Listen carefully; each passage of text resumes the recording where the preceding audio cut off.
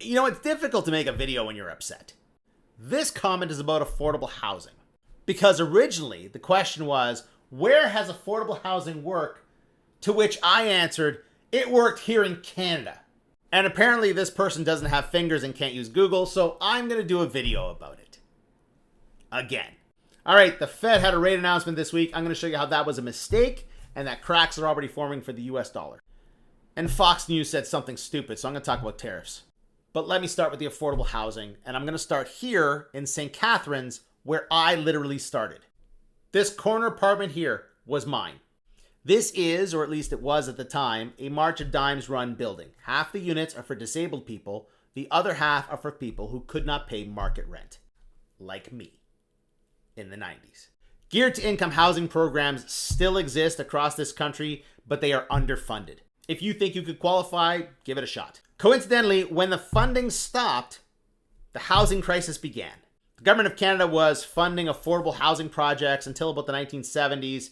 Then in the 1980s, it started to decline. In the 1990s, it was cut even more. It's been cut constantly ever since. Yeah, I know, shocker. The government got involved to help build affordable housing. Just like they got involved after World War II to build affordable housing, wartime homes, victory housing. Because soldiers were coming back from Europe. Also, Europe was in shambles, so all those immigrants were coming from Europe. I know you've seen these homes because they exist across this country from coast to coast, literally. And to this day, the homes built under these programs are still the most affordable houses you can find on the market. In any market across this country. There's entire subdivisions filled with these homes. They built homes like this up until the 1990s, and then they started to taper off. Want to hear a funny story? The zoning in many parts of this country makes these homes illegal. They are less than 1,000 square feet, and for some zoning laws, that does not constitute a house anymore. We have subdivisions filled with these homes. Families grew up in these homes, sometimes multiple families grew up in these homes, and they're not legal homes anymore. So when you hear politicians talk about zoning changes, that's what they're talking about. And you're never going to convince me that a drop in affordable housing funding just happens to coincide with the beginning of a housing crisis. So yeah, on this topic, Google is your friend. All right, real quick, the Fed and the trade war and how they go hand in hand. First off, something stupid from Fox News. So you understand how tariffs work now, right?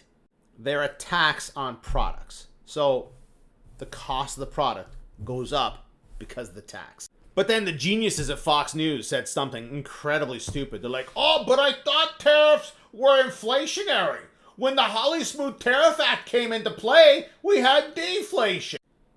Yeah, that's true. Once the Holly Smooth Tariff Act came into play, there was massive deflation. It was the Great Depression. See, because what happens is the tariffs come into play, it slows down the economy, everyone loses their job and then loses their shit, like their cars, their homes, all their possessions, you know. Then all that stuff hits the market and goes on a fire sale. And that causes massive deflation. Coincidentally, when the Tariff Act came to an end, right there, things got back to normal.